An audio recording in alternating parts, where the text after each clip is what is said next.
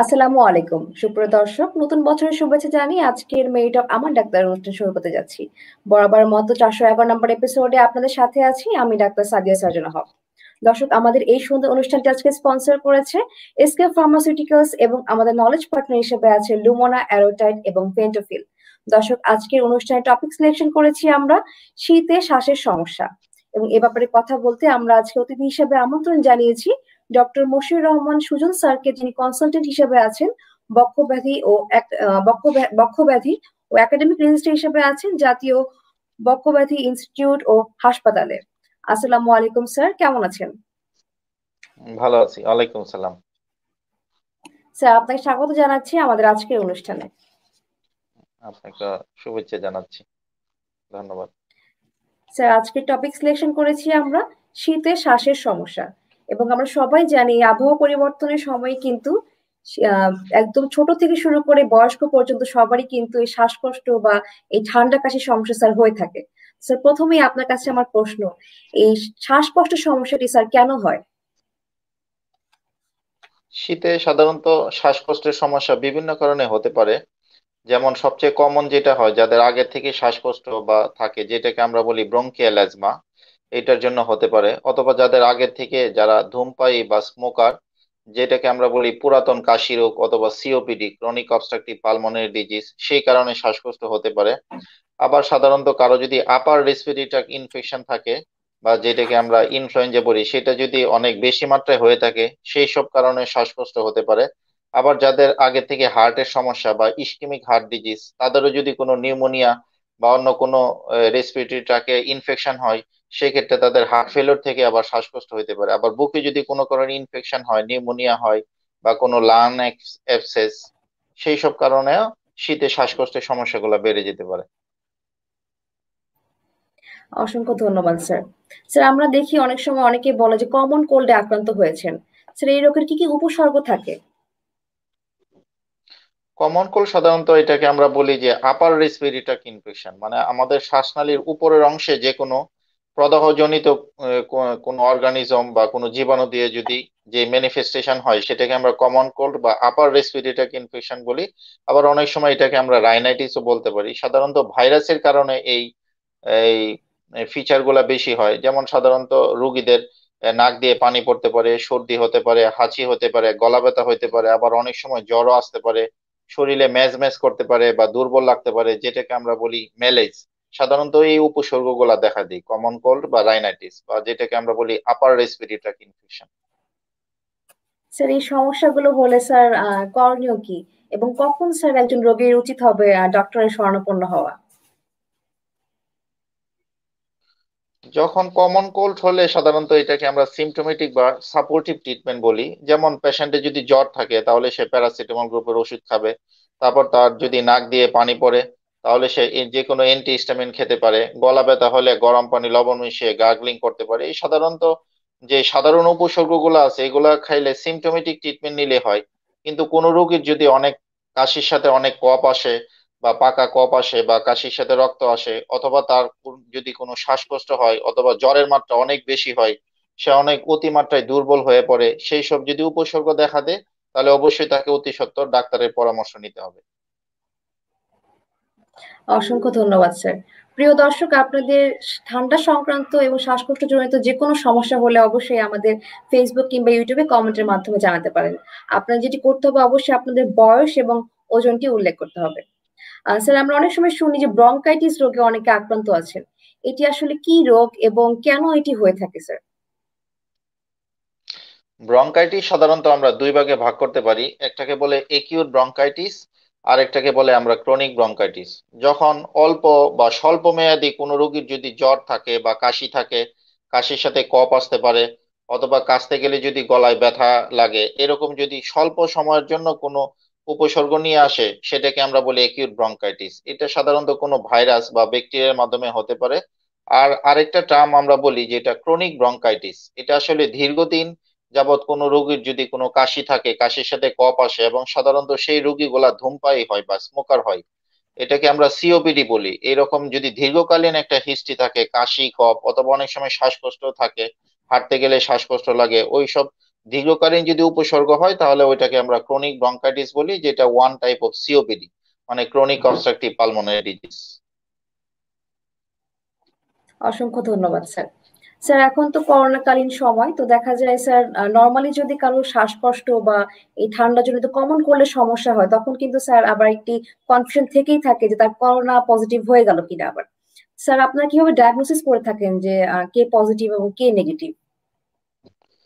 এখন আসলে যেহেতু করোনা একটা প্যান্ডেমিক ডিজিজ, এই জন্য আপার রেসপিরেটরি ট্র্যাক্ট বা লোয়ার রেসপিরেটরি ট্র্যাক্ট, যেমন যে কোনো রোগী যদি জ্বর, সর্দি, কাশি, গলা ব্যথা নিয়ে আসে অথবা শ্বাসকষ্ট নিয়ে আসে, আমাদের অবশ্যই করোনা কোভিড-19 ইনফেকশন এক্সক্লুড করতে হবে। আমরা সিমটোমেটিক চিকিৎসা অবশ্যই দিব, জ্বরের জন্য প্যারাসিটামল, অ্যান্টিহিস্টামিন, প্রচুর ফ্লুইড খেতে বলবো, তারপর গরম পানি লবণ দিয়ে গড়গড়া করতে হবে। তবে অবশ্যই প্রত্যেকটা পেশেন্টের কোভিড-19 টেস্ট করা উচিত। আমি মনে করি এটা এক্সক্লুড করা উচিত, যেহেতু এখন এটা একটা প্যান্ডেমিক ডিজিজ। কারণ 80% করোনা রোগীর ক্ষেত্রে কিন্তু তাদের যে লক্ষণ থাকে সেটি হলো লক্ষণবিহীন অথবা মৃদু উপসর্গ। বেশিরভাগ রোগী কিন্তু ইনফ্লুয়েঞ্জা বা আবার রেসপিরেটরি ট্র্যাক্ট ইনফেকশনের ফিচার নিয়ে আসে, সব রোগী কিন্তু শ্বাসকষ্ট নিয়ে আসে না। এই জন্য অবশ্যই আমাদের কোভিড-19 ইনফেকশনটা এক্সক্লুড করতে হবে। সেক্ষেত্রে সবারই টেস্ট করানো উচিত যারা এরকম কমন কোল্ডের ফিচার নিয়ে আসে। অসংখ্য ধন্যবাদ স্যার। স্যার অনেকগুলো প্রশ্ন চলে আসছে, আপনি পারমিশন দিলে প্রশ্ন উত্তর পর্বে চলে যাব, তারপর স্যার আমরা আবার অবশ্যই, আলোচনায় ফিরে আসবো। অবশ্যই। স্যার প্রথম প্রশ্নটি করেছেন ফায়াজ মাহমুদ, উনি বলেছেন ওনার আব্বুর শুকনো কাশি লেগেই থাকে সারা বছর, কি করা যায় এটি পুরোপুরি নির্মূল করার জন্য স্যার? সাধারণত সারা বছর শুকনো কাশি লেগে থাকলে এটা ওনার যদি সেই শুকনো কাশিটা ওনার ঠান্ডাতে বাড়ে বা কোনো ধুলাবালিতে বাড়ে, সাধারণত ওইসব ক্ষেত্রে অ্যাজমার সমস্যা বা যেটাকে আমরা বলি কাপ ভেরিয়েন্ট অ্যাজমা, সেই ক্ষেত্রে হইতে পারে। সেই ক্ষেত্রে ওনার বাবাকে মন্টেলুকাস গ্রুপের ওষুধ, তারপর ব্রঙ্কোডাইলেটর যেমন ডক্সোফাইলিন বা থিওফাইলিন এরকম ওষুধ দেওয়া যায়। আর স্টেরয়েড গ্রুপের একটা ইনহেলার দিলে ভালো হয়। মোটামুটি এই লাইনে ট্রিটমেন্ট দেওয়া উচিত আমি মনে করি। প্রিয় দর্শক, আসলে সরাসরি যদি আপনি একজন রেজিস্টার্ড ফিজিশিয়ানকে দেখান তাহলে মনে হয় খুব ভালো হয়, কারণ দেখে আসলে বোঝা যাবে যে কি সমস্যা এবং ওই অনুযায়ী কিন্তু ডক্টর আপনাকে প্রেসক্রাইব করে দিবেন ওষুধ। অসংখ্য ধন্যবাদ। আর একজন দর্শক প্রশ্ন করেছেন স্যার, মাহমুদা পারভিন, উনি বলেছেন ওনার বয়স 36 বছর, করোনা পজিটিভ এসেছে ওনার, এখন কি করণীয় আপনার কাছে পরামর্শ চেয়েছেন স্যার? ওনার করোনা পজিটিভ, ওনার যদি কোনো লক্ষণ না থাকে অথবা মৃদু উপসর্গ থাকে যেমন হালকা জ্বর, তারপর নাক দিয়ে পানি পড়ে, গলা ব্যথা, তাহলে ওনার যা সিমটোমেটিক ট্রিটমেন্ট নিলেই হবে। যেমন প্যারাসিটামল, অ্যান্টিহিস্টামিন গ্রুপের ওষুধ, প্লেন্টি অফ ফ্লুইড খাইতে হবে, গরম পানি লবণ দিয়ে গড়গড়া করতে হবে এবং 14 দিন অবশ্যই ওনার আইসোলেশনে থাকতে হবে।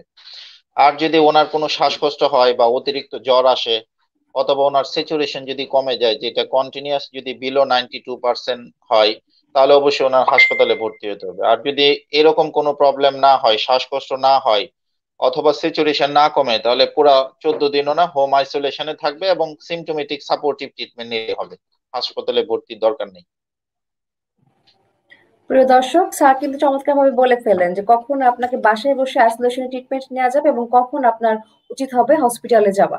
অসংখ্য ধন্যবাদ স্যার। আরেকজন দর্শক লিখেছেন স্যার, মজিব আহমেদ, যে ওনার অ্যাজমা এবং অ্যালার্জি আছে, উনি এখন লুমোনা এবং টোফেন খাচ্ছেন, তারপরেও ওনার গলায় অনেক খারাপ লাগে এবং নিঃশ্বাস ছাড়তে অনেক কষ্ট হয় স্যার, ওনার বয়স 30 বছর। ওনার লুমোনা এটা কন্টিনিউ করবে, প্লাস ওনার সাথে একটা স্টেরয়েড গ্রুপের ইনহেলার আছে যেমন বেক্সিটোল্যাব এইরকম বা এরোফ্লো, এই জাতীয় একটা স্টেরয়েড ইনহেলার নেবে। ওনার একটা ব্রঙ্কোডাইলেটর নিতে পারে, ডক্সোফাইলিন বা থিওফাইলিন গ্রুপের, সাথে একটা নেজাল স্প্রে নিবে, ফ্লুটিকা নেজাল স্প্রে এরকম, ফ্লুটিকাসন প্রোপিওনেট দিলে ওনার উপসর্গটা আশা করি আরো ভালো ইমপ্রুভ হবে ওনার আগের ট্রিটমেন্টের সাথে এই দুইটা নিলে। স্যার অনেক রোগীরাই মনে করেন যে স্যার একবার যদি ইনহেলার নেওয়া শুরু করে দেন তাহলে সারা বছর নিতে হয়, এই ব্যাপারে স্যার আপনার মন্তব্য কি? না, সারা বছর আসলে নিতে হয় না। এই শ্বাসকষ্টের রোগীদের আমরা সিভিয়ারিটি বা তার জটিলতা অনুসারে বিভিন্ন ভাগে ভাগ করে দিতে পারি, যেমন mild persistent asthma, moderate persistent asthma, severe persistent asthma. সাধারণত মাইল্ড পারসিস্টেন্ট অ্যাজমা যাদের থাকে তাদের ক্ষেত্রে স্টেরয়েড ইনহেলার না নিলে হয় বা নিলেও অল্প সময় নিতে হয়। আর যারা মডারেট পারসিস্টেন্ট অ্যাজমা তাদের ক্ষেত্রে আমরা 6 মান্থ বলি। আর যারা সিভিয়ার, যাদের শ্বাসকষ্ট অনেক বেশি, একেবারেই কমে না, তাদের ক্ষেত্রে আমরা বলি মোর দেন 2 ইয়ার্স ইনহেলারটা নিতে। কিন্তু মাইল্ড টু মডারেটের ক্ষেত্রে 6 মান্থ ইনহেলারটা নিয়ে আমরা ডিপেন্ডিং অন রেসপন্স এটা আস্তে আস্তে আমরা উজ্জ করে দিই। যে একবার ইনহেলার নিলে সব সময় নিতে হবে এই ধারণাটা আসলে ঠিক না। অসংখ্য ধন্যবাদ স্যার। আরেকজন দর্শক লিখেছেন নুসরাত জাহান রিফা, যে ওনার 2টা ছেলে আছে এবং প্রতি শীতেই শুরুতেই এই সমস্যাগুলো স্যার হয়ে থাকে এবং তখন মোনাস খাওয়াচ্ছেন। বাচ্চার বয়স 4 মাস। ওষুধ ছাড়া কি আর কোনো কিছু করা যাবে কিনা স্যার, আপনার পরামর্শ চেয়েছেন। বাচ্চার বয়স 4 মাস, সাধারণত 4 মাস 2 বছরের নিচে যে বাচ্চাগুলার ঘন ঘন ঠান্ডা লাগে বা একটু শ্বাসকষ্টের মতো হয়, তাদের ক্ষেত্রে ওদের আসলে আমরা এভাবে অ্যাজমা বলি না, তাদের যেই টার্মটা আমরা ইউজ করি সেটা হলো রেসপিরেটরি ব্রঙ্কিওলাইটিস। ওইসব পেশেন্টের ক্ষেত্রে সাধারণত বাচ্চাদের ক্ষেত্রে একটু নেবুলাইজ করলে হয় বা একটু ব্রঙ্কোডাইলেটর ইউজ করলে বা সিমটোমেটিক প্যারাসিটামল অ্যান্টিহিস্টামিন দিলে হয়। সাধারণত 2 বছরের মধ্যে ওই সমস্যাগুলা সাধারণত ভালো হয়ে যায়। ওদের ক্ষেত্রে খুব একটা অ্যান্টিবায়োটিকের খুব একটা রোল নেই বা স্টেরয়েড আমরা সাধারণত দেই না, ব্রঙ্কোডাইলেটর ইউজ করি। তারপরে যদি ওইসব বাচ্চাদের যদি 2 বছরের পর ওই সমস্যাটা থাকে, সেই ক্ষেত্রে কিন্তু এটাকে আমরা চাইল্ডহুড অ্যাজমা বলি। এবং ওই প্রবলেমটা যদি 2 বছরের পরে থাকে তাহলে কিন্তু তখন অ্যাজমার চিকিৎসা নিতে হবে, তখন আমরা ইনহেলার মন্টিলোকাস এই জাতীয় ওষুধ দিই। স্যার, অনেকেই শ্বাসকষ্ট হলে মনে করে যে তার অ্যাজমা হয়েছে। অন্যান্য শ্বাসকষ্ট থেকে স্যার অ্যাজমার সাথে কি কোনো পার্থক্য রয়েছে? এবং আপনারা যখন আপনাদের কাছে যখন রোগীরা আসেন, তখন স্যার আপনারা কিভাবে ডিফারেন্সিয়েট করেন যে কোনটি সিওপিডি এবং অ্যাজমার জন্য হচ্ছে স্যার? এটা আসলে শ্বাসকষ্ট অনেক কারণে হতে পারে। সাধারণত অ্যাজমা সিওপিডি দুইটা গ্রুপে যদি আমরা ভাগ করি, অ্যাজমার রোগীগুলো সাধারণত ইয়াং কম বয়সী হয় এবং তাদের অল্প বয়স থেকে একটা ঠান্ডা অ্যালার্জির সমস্যা থাকে। যেমন ছোটবেলা থেকে তার অল্পতেই ঠান্ডা লাগলে কাশি হয়, ধুলাবালিতে গেলে হাঁচি হয় বা একটা ফ্যামিলি হিস্ট্রি থাকে। বাবা মা তাদের অ্যাজমা বা ভাই বোনের অ্যাজমার একটা হিস্ট্রি থাকে। সাধারণত ইয়াং এজ থেকে, চাইল্ডহুড এজ থেকে এই একটা ঠান্ডা কাশির বা ঠান্ডা অ্যালার্জির একটা হিস্ট্রি থাকে। আর সিওপিডি রোগীগুলা সাধারণত আফটার 40 ইয়ার্স, 40 বছরের নিচে সিওপিডি রোগী খুবই কম। কিছু জন্মগত কারণে 40 বছরের নিচে সিওপিডি হইতে পারে, যেটাকে আমরা বলি আলফা 1 অ্যান্টিট্রিপসিন ডিফিসিয়েন্সি। এটা ছাড়া সাধারণত আফটার 40 ইয়ার্স সিওপিডি রোগীগুলা হয় এবং বেশিরভাগ রোগী স্মোকার হয়। ফিমেল সিওপিডি হইতে পারে, মহিলাদেরও সিওপিডি হইতে পারে। সাধারণত গ্রামে গঞ্জে যেসব মহিলারা দীর্ঘদিন লাকড়ির চুলায় রান্না করে তাদের ক্ষেত্রেও কিন্তু ফিমেল সিওপিডি হইতে পারে। আর তাদের ক্ষেত্রে সাধারণত একটা কাফ ও স্পুটাম প্রোডাকশন হয়, দীর্ঘদিন একটা কাফ থাকে, একজাশনাল ডিসনিয়া থাকে, হাঁটতে গেলে শ্বাসকষ্ট হয়। সাধারণত এরকম ফিচার যদি আফটার 40 ইয়ার্স, 40 বছরের উপরে কোনো ধূমপায়ীদের ক্ষেত্রে দেখা যায়, সেক্ষেত্রে আমরা ওই শ্বাসকষ্টকে আমরা সিওপিডি বলি। আর যেটা অল্প বয়স থেকে একটা ফ্যামিলি হিস্ট্রি থাকে, ওই রকম যদি শ্বাসকষ্ট হয় যেখানে ঠান্ডা অ্যালার্জির হিস্ট্রি থাকে, ওদের আমরা বলি ব্রঙ্কিয়াল অ্যাজমা। স্যার, সিওপিডির ক্ষেত্রে যিনি ধূমপান করছেন না বা পরোক্ষভাবে ধূমপানের সাথে স্যার আছেন, তারও কি স্যার সিওপিডি হওয়ার সম্ভাবনা রয়েছে? সম্ভাবনা থাকে। যারা সরাসরি ধূমপান বলে তাদের বলে অ্যাক্টিভ স্মোকার, আর যারা জি। ধূমপান করে না কিন্তু ধূমপায়ীদের সাথে থাকে তাদের বলে passive smoker. Passive smoker is also a risk factor for development of COPD. Passive স্মোকারেরও সিওপিডি হতে পারে। অসংখ্য ধন্যবাদ স্যার। প্রিয় দর্শক, আমরা সিওপিডি নিয়ে শুনছিলাম এবং এ ব্যাপারে আরেকজন দর্শক লিখেছেন রাশিদুল করিম, যে ওনার সিওপিডি হয়েছে এবং ওনার বয়স 50 বছর। উনি এক্স স্মোকার। ওনাকে ডক্টর বলেছেন যে সিওপিডির পেশেন্ট উনি। এখন স্যার মেডিসিন চেয়েছেন, কিন্তু যেহেতু অনলাইনে মেডিসিন দেওয়া সম্ভব না স্যার, আপনি ওনাকে একটু পরামর্শ দিয়ে দিন যে উনি কিভাবে চলবেন বা কিভাবে উনি সামনের দিকটা স্যার ভালো মতো চলতে পারবেন, এই ব্যাপারে যদি স্যার ও- কিছু বলেন। ওনার ওনার প্রথম কথা, ওনার এক্স স্মোকার ছিল আর সিগারেট খাওয়া যাবে না, 1 নাম্বার। সিগারেট একেবারে লাইফ লং অ্যাভয়েডেন্স করতে হবে। 2 নাম্বার, ওনার ঠান্ডা ধুলাবালি কোল্ড ওয়েদার, এইসব ঠান্ডা ধুলাবালি বা ঠান্ডা খাবার বা স্পাইসি ফুড, হুম এইসব খাবার, রিচ ফুড, এইসব খাবার তাদের অ্যাভয়েড করতে হবে। এবং ওনার রেগুলার ওনার ভ্যাকসিনেশন পাওয়া যায়, যেগুলা যেমন ইনফ্লুয়েঞ্জা ভ্যাকসিন আমরা দেই ইয়ারলি বছরে একটা, এবং নিউমোনিয়ার ভ্যাকসিন দেই 5 বছরে একটা। এরকম ভ্যাকসিনেশন মেনটেন করতে হবে, ওনার পুষ্টিকর খাবার খাইতে হবে। এবং ওনার সিওপিডির সিভিয়ারিটির উপর নির্ভর করে, এটা কিছু পরীক্ষা নিরীক্ষা করলে বোঝা যায় যে ওনার শ্বাসকষ্টটা কত দূর। এই সিভিয়ারিটির উপর নির্ভর করে ওনার ব্রঙ্কোডাইলেটর, মন্টিলোকাস আমরা অনেক সময় দেই, ব্রঙ্কোডাইলেটর এবং ব্রঙ্কোডাইলেটর প্লাস স্টেরয়েড ইনহেলার, এরকম ওষুধ ওনার রেগুলার ইউজ করতে হবে। অসংখ্য ধন্যবাদ স্যার। স্যার আপনি ভ্যাকসিনেশনের কথা বলছিলেন, এই ভ্যাকসিনেশন কি স্যার যে কেউ বা যে কোনো বয়সী স্যার দিতে পারবেন? না, যে কেউ এই ভ্যাকসিনেশনের জন্য আমরা রিকমেন্ডেশন করি না। সাধারণত এই ভ্যাকসিনেশনের জন্য বেশ কয়েকটা রিকমেন্ডেশন আছে। এক নম্বর হইলো patient with chronic lung disease. যেসব পেশেন্ট ক্রনিক লাং ডিজিজে ভুগে, মানে দীর্ঘকালীন ফুসফুস জনিত সমস্যায় ভুগে, তাদের ক্ষেত্রে আমরা ভ্যাকসিনেশন দিব। যেমন patient with bronchial asthma, COPD, ILD রোগী, ইন্টারস্টিশিয়াল লাং ডিজিজ, তারপর ব্রঙ্কিএক্টিসিস, এইরকম দীর্ঘকালীন শ্বাসকষ্ট যে ফুসফুসের সমস্যাজনিত যেসব পেশেন্ট আছে তাদের ক্ষেত্রে আমরা দিব। এবং আফটার 60 ইয়ার্স যেসব পেশেন্ট যাদের হার্টের সমস্যা আছে, ডায়াবেটিস আছে, কিডনির সমস্যা আছে, বা দীর্ঘদিন যে কোনো কারণে যারা স্টেরয়েড খায়, ওই বা ক্যান্সারের পেশেন্ট, ওই পেশেন্ট গুলা যারা ইমিউনো কম্প্রোমাইজ, যাদের রোগ প্রতিরোধ ক্ষমতা কম, তাদের ক্ষেত্রে আমরা ইনফ্লুয়েঞ্জা এবং নিউমোনিয়া ভ্যাকসিন দিব। কোনো সুস্থ ব্যক্তির ক্ষেত্রে এই ভ্যাকসিন রিকমেন্ডেশন না। অসংখ্য ধন্যবাদ স্যার। আরেকজন দর্শক স্যার বলেছেন যে শীতকালে হঠাৎ করে ওনার নাক ডাকার সমস্যা হচ্ছে স্যার, বয়স 27 বছর, আপনার পরামর্শ আশা করছেন স্যার।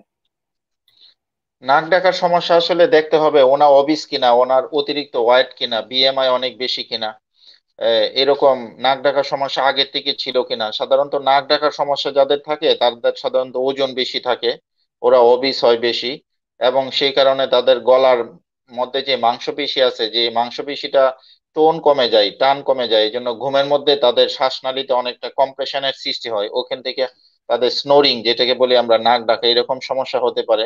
আবার বেশ কিছু অর্গানিক কজে হতে পারে, যেমন কারো যদি থাইরয়েডের সমস্যা থাকে, হাইপোথাইরয়েডিজম থাকে, সেই সব ক্ষেত্রে নাক ডাকার সমস্যা হতে পারে। তবে এটা কি সিম্পল স্নোরিং নাকি তার ওএসএ যেটাকে আমরা বলি অবস্ট্রাকটিভ স্লিপ এপনিয়া, এরকম কোনো সমস্যা আছে কিনা, তাহলে অবশ্যই ওনার একজন পালমোনোলজিস্ট বা বক্ষবিদ্যা বিশেষজ্ঞের সাথে কনসাল্ট করা উচিত। এবং সেই ক্ষেত্রে যদি সাজেস্টিভ আমাদের কাছে মনে হয় যে এটা ওএসএ বা অবস্ট্রাকটিভ স্লিপ এপনিয়া মনে হচ্ছে, সেক্ষেত্রে আমরা তাদের স্লিপ টেস্ট যেটা করাই, ওভারনাইট স্লিপ টেস্ট অথবা পলিসোমনোগ্রাফি, সেসব সেই ইনভেস্টিগেশনটা আমরা অ্যাডভাইস করে থাকি। অসংখ্য ধন্যবাদ স্যার। প্রিয় দর্শক, আশা করি আপনার উত্তরটি পেয়ে গেছেন। স্যার আরেকজন দর্শক লিখেছেন জাহিদুল কবির তুহিন, যে ওনার বয়স 25 বছর, উনি একজন নন স্মোকার, উনি অ্যান্টি টিবি মেডিসিন নিচ্ছেন 2008-এ এবং 2016-তে নিয়েছেন। লাস্ট 4 মাস আগে ওনার খুব চেস্ট পেইন ছিল এবং পালমোনোলজিস্ট ওনাকে কনসাল্ট করার পর বলেছেন এইচআরসিটি ভিটামিন ডি টেস্ট গুলো করানোর জন্য। রিপোর্টে এসছে right sided lower pulmonary plural thickening with calcification এবং ভিটামিন ডি ডিফিসিয়েন্ট আছে।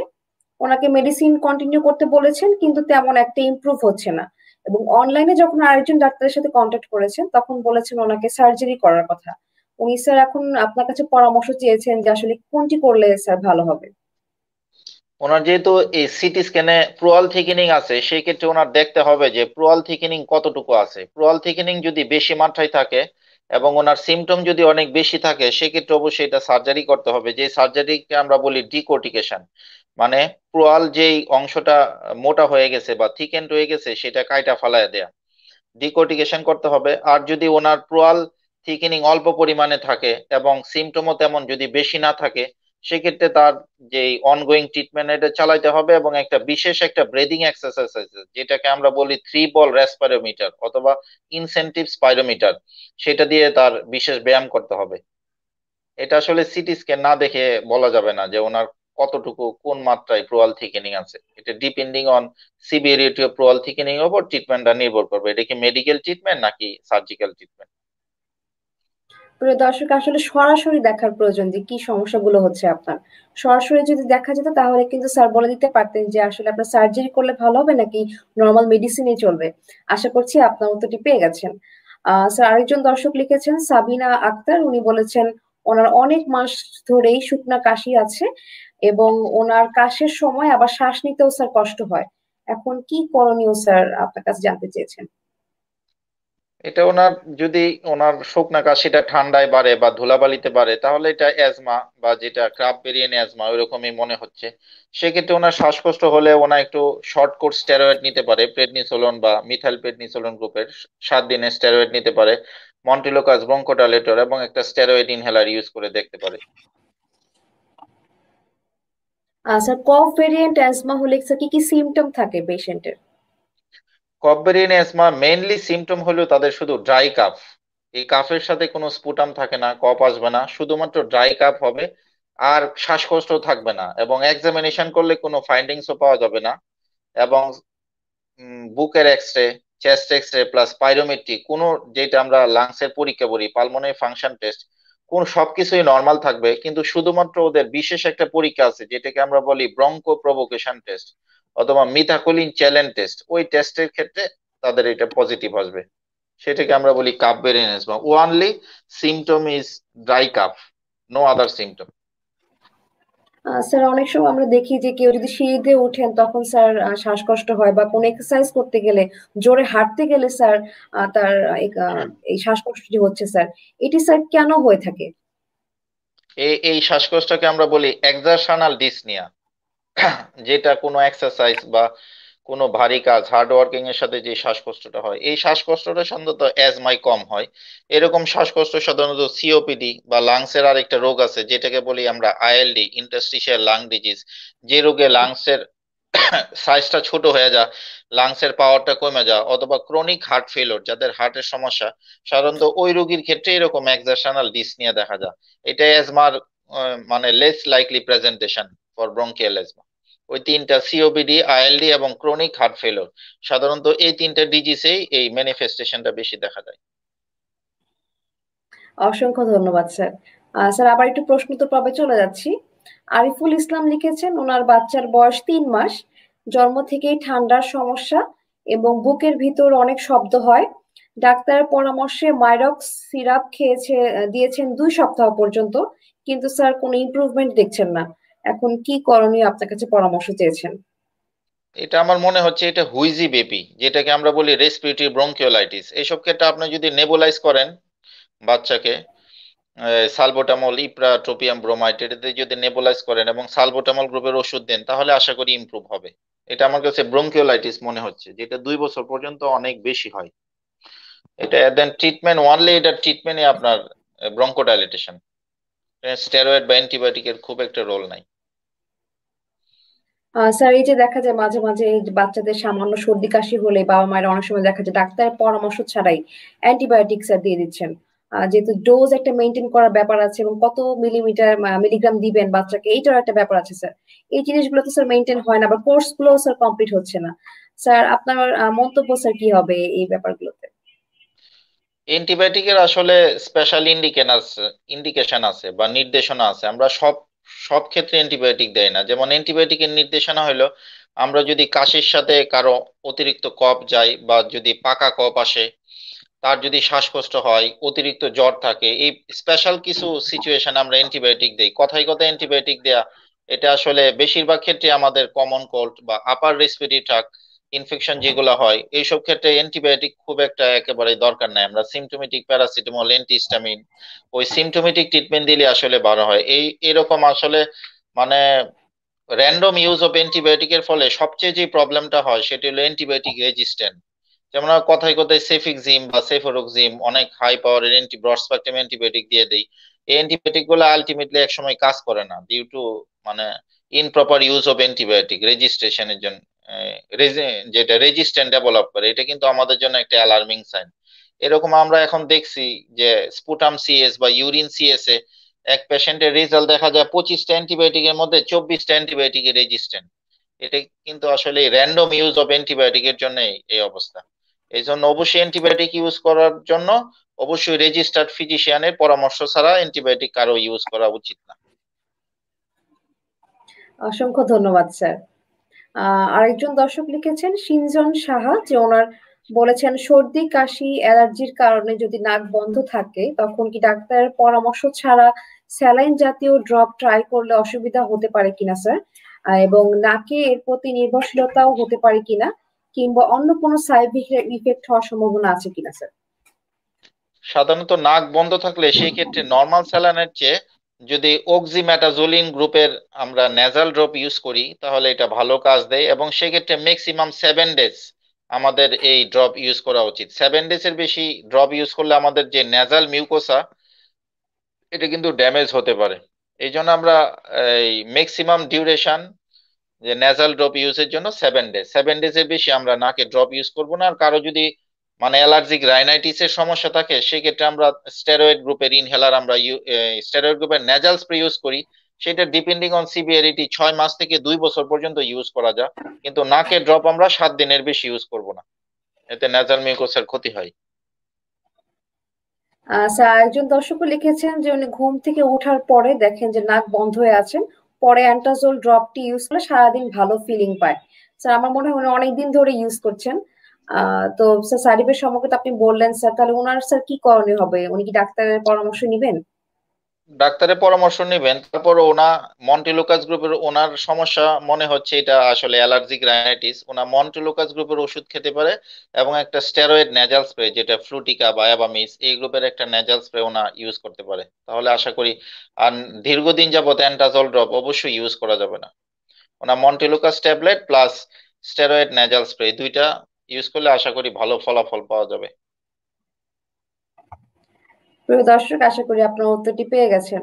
স্যার আরেকজন দর্শক বলেছেন যে ওনার নাক বন্ধ হয়ে যায় এবং যখন উনি লাইট দিয়ে দেখতে চান নাকের ভিতরে, তখন দেখেন কিছু একটা সংকুচিত হচ্ছে এবং প্রসারিত হচ্ছে।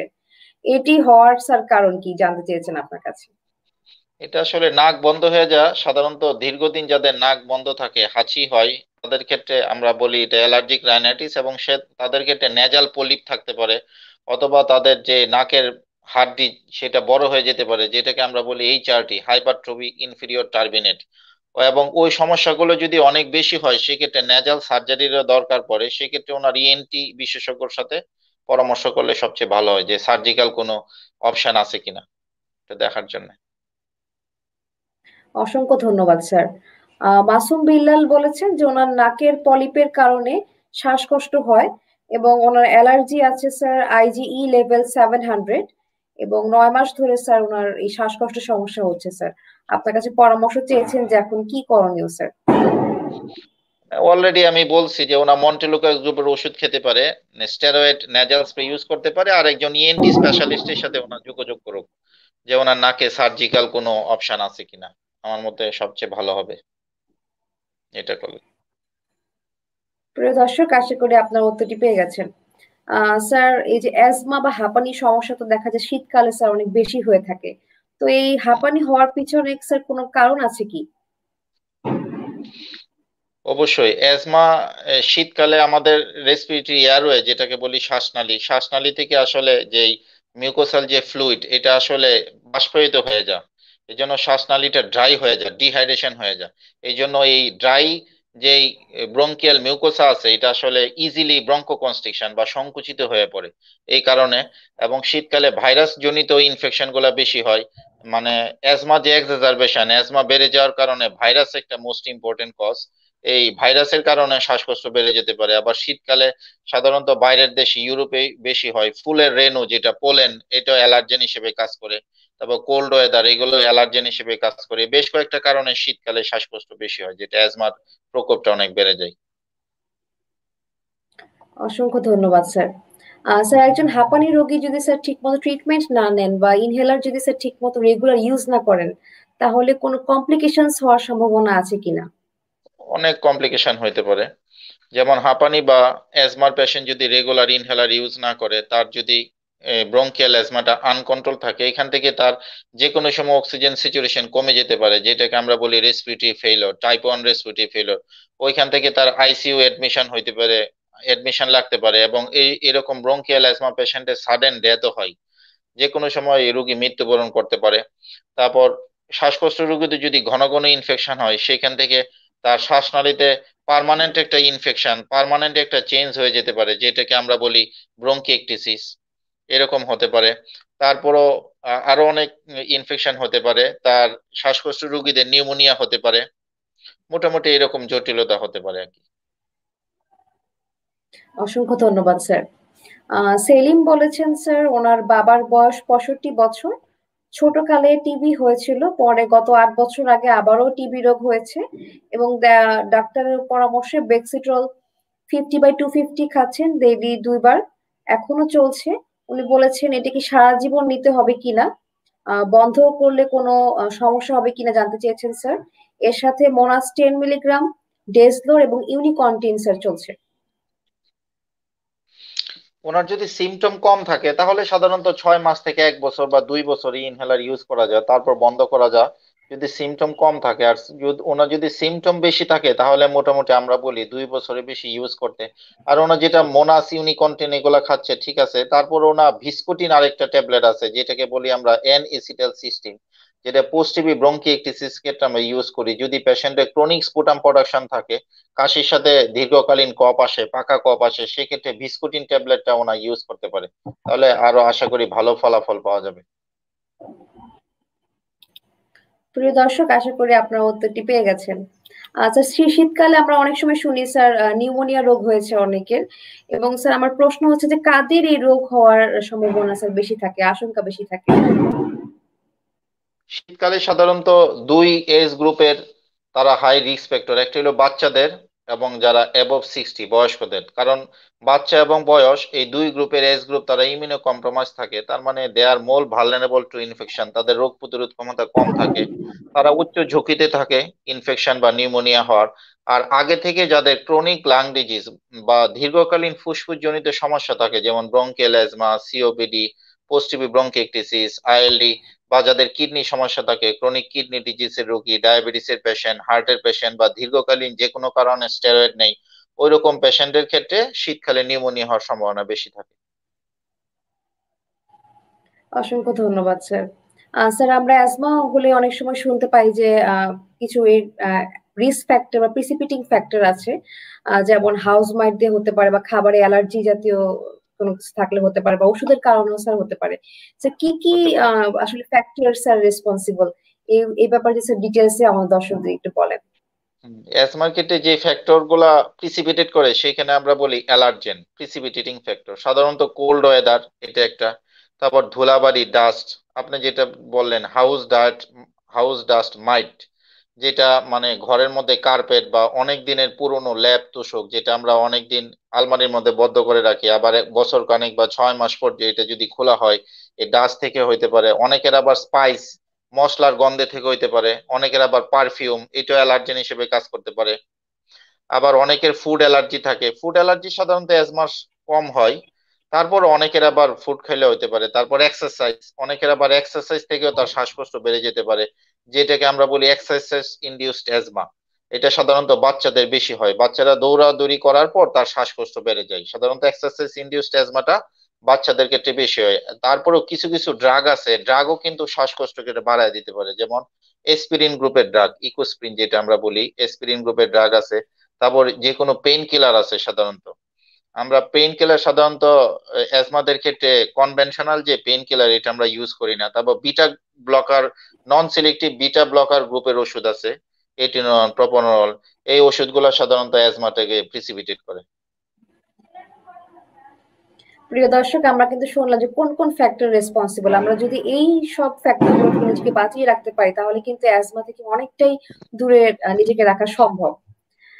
স্যার, আরেকজন দর্শক বলেছেন দুর্জয় আহমেদ যে ওনার বয়স 36+, গত 20 বছর ধরে ওনার অ্যাজমা হয়েছে, এবং এখন যে সমস্যাটি সেটি হচ্ছে যে মাঝে মাঝে বুকে অনেক শব্দ হয়, নিঃশ্বাস নিতে অনেক কষ্ট হয়। বেশিরভাগ সময় শীতকালীন এই সময়টিতে ওনার এই প্রবলেম গুলো বেশি হয়। উনি অনেকগুলো মেডিসিন খাচ্ছেন, মন্টেয়ার, অ্যাজমাসোল ইনহেলার, ফ্লিনডফ, রুপাট্রল, সেফটিভিন, সালফ্লু, এসব অনেক কিছুই স্যার খেয়েছেন, এবং আরো অনেক ওষুধ খেয়েছেন স্যার, কিন্তু তারপর ওনার সমস্যাগুলো কিন্তু দিন দিন স্যার বেড়েই যাচ্ছে। উনি আপনার কাছে পরামর্শ নিয়ে চাচ্ছেন স্যার যে কি করবেন এখন। ওনার প্রথমে দেখতে হবে যে স্টেরয়েড গ্রুপের ইনহেলার যেটা সালফ্লোনা নিয়ে থাকে, ওনার ইনহেলারের টেকনিক ঠিক কিনা।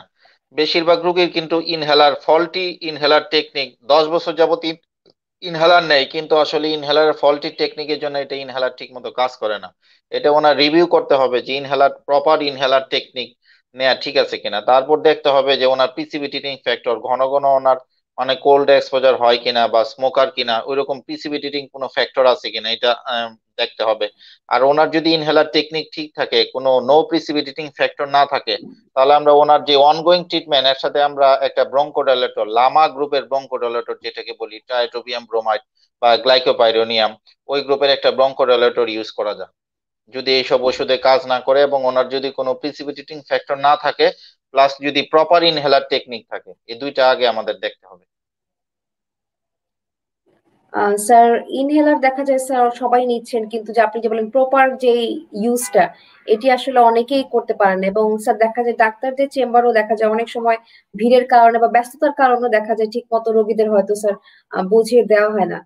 স্যার রোগীদের স্যার আসলে কি করণীয় স্যার এই ব্যাপারটিতে? তারা স্যার কিভাবে বুঝবেন যে স্যার ঠিক মতো স্যার নিতে পারছেন কিনা? এইটা এই ইনহেলারের ক্ষেত্রে সম্পূর্ণ 100% রেসপন্সিবিলিটি মনে করি ফিজিশিয়ানের। যেমন আমার প্রত্যেকটা পেশেন্টে আমি ইনহেলার যাদের দেই, যারা ইনহেলার নিতে পারে তাদের আমি ইনহেলার দেখিয়ে দেই, আর যারা ইনহেলার মনে করি নিতে পারবে না তাদের আমরা ভলিউমেট্রিক স্পেসার দিয়ে দেই, বা যাদের আমরা ডিপিআই দিয়ে থাকি, রোটাহেলার দিয়ে থাকি। প্রত্যেকটা পেশেন্টে ইন্ডিভিজুয়াল শিখিয়ে দেওয়া উচিত যে ইনহেলার বা রোটাহেলার কিভাবে নিতে হবে, এবং রুগীরা যখন নেক্সট ভিজিটে আসবে তখন ওইটা রিভিউ করা উচিত যে আমি যে জিনিসটা দেখায় দিলাম এটা আপনার ঠিক আছে কিনা। এটা আমার মতে যত ভিড়ই থাকুক, কারণ পেশেন্ট ইনহেলার নেওয়াটা কিন্তু আসলে একটু টাফ ব্যাপার। আর এগুলো তো আসলে বেশ কস্টলি মেডিসিন, আমাদের দেশ একটা গরিব দেশ। আমরা একটা ইনহেলার লিখে দিচ্ছি 1,000-1,200 টাকা দাম, সেটা যদি ঠিক মতো নিতে না পারে তাহলে কিন্তু তার সিমটোমেটিক ইমপ্রুভমেন্ট হবে না। এই জন্য আমি মনে করি প্রত্যেকটা পেশেন্টের ফিজিশিয়ানের উচিত ওনার চেম্বারে যতই ভিড় থাকুক যে প্রত্যেকটা অ্যাজমা বা সিওপিডি রুগীদের প্রপার ইনহেলার টেকনিকটা দেখিয়ে দেওয়া উচিত আমি মনে করি। স্যার স্পেসার অনেকে ইউজ করেন স্যার, কাদের আপনারা পরামর্শ দিয়ে থাকেন স্যার এই ব্যাপারটিতে? স্পেসার ইউজ করি যেসব পেশেন্টরা ইনহেলার সরাসরি নিতে পারে না, সেই সব পেশেন্টে আমরা স্পেসার ইউজ করি, এবং সাধারণত বাচ্চাদের ক্ষেত্রে আমি স্পেসারটা বেশি ইউজ করি, বাচ্চাদের ক্ষেত্রে। এবং স্পেসারে একটা বিশেষ সুবিধা আছে, স্পেসার ইউজ করলে বেশ কয়েকটা সুবিধা পাওয়া যায়। যেমন একটা স্পেসার দিলে কেউ ইনহেলার নিলে এটা ইকুইভ্যালেন্ট টু নেবুলাইজেশন। নেবুলাইজেশন দিলে যত দ্রুত ড্রাগটা আমাদের রেসপিরেটরি ট্র্যাকে যায়, যত তাড়াতাড়ি কাজ করে, স্পেসার দিলেও কিন্তু সে ওই রকম সেম ইফিকেসি পাওয়া যায়। এই জন্য বলে যে ইকুইভ্যালেন্ট টু নেবুলাইজেশন, এটা একটা স্পেসার 1 নাম্বার। আর 2 নাম্বার সুবিধা হইলো স্পেসার দিলে তার ড্রাগের অপচয়টা কম হয়, একদম ওয়াস্ট কম হয়। পুরোপুরি প্রায় বেশিরভাগ ড্রাগই কিন্তু আমাদের রেসপিরেটরি প্যাসেজে চলে যায়। এটা একটা 2 নাম্বার সুবিধা। আর 3 নাম্বার সুবিধা হলো যে নর্মালি ডাইরেক্ট ইনহেলার দিলে, স্টেরয়েড ইনহেলার দিলে মুখে ঘা হতে পারে, যেটাকে আমরা বলি ওরাল থ্রাশ বা ওরাল ক্যান্ডিডিয়াসিস। স্পেসার দিয়ে দিলে কিন্তু এই মুখে ঘা বা ওরাল ক্যান্ডিডিয়াসিস হওয়ার সম্ভাবনা কম থাকে। এই জন্য 3টা সুবিধা পাওয়া যায় স্পেসার দিলে। অসংখ্য ধন্যবাদ স্যার। প্রিয় দর্শক, আমরা কিন্তু স্পেসারের ইউজ গুলো শুনলাম, স্যার চমৎকার ভাবে আমাদের বলে দিলেন। স্যার একজন দর্শক লিখেছেন জাহিদুল কবির তুহিন যে ওনার আঙ্কেলের আইএলডি হয়েছে, ইন্টারস্টিশিয়াল লাং ডিজিজ, এবং ডাক্তার বলেছেন যে এই রোগে আক্রান্ত তিনি। উনি জানতে চেয়েছেন স্যার এটা কি ধরনের ডিজিজ এবং পার্মানেন্ট সলিউশন আছে কিনা।